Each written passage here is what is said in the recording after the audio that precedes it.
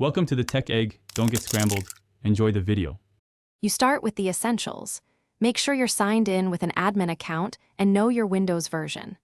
Once ready, press Win+I or open the Start menu and choose Settings to save time.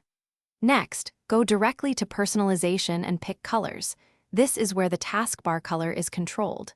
You're doing this now because changing the theme or accent here updates UI elements system-wide. Make sure to keep settings open so you can flip options and see results immediately. Choose dark and choose your color so the system UI, including the Start menu and notifications, uses dark styling.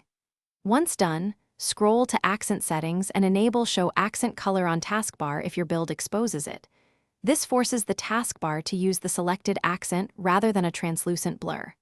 If you need pure black, pick a custom color and set RGB to 0, 0, 0. Make sure to watch the taskbar as you change accents so you see immediate effect.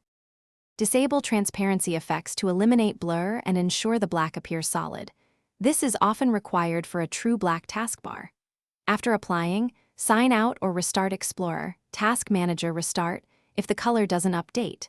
If you still see issues, make sure no third-party theme or registry tweak overrides accent colors. Revert those or update Windows.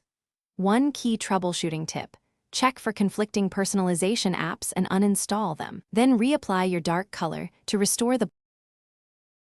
Thanks for watching. Consider subscribing if I helped unscramble your problems.